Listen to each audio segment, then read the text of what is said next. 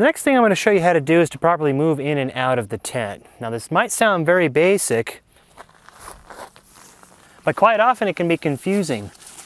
Most dome-style tents have two zippers, one for the bottom and one for the top to open. To get in the tent, you must use both zippers, the top one all the way over and the bottom one as well.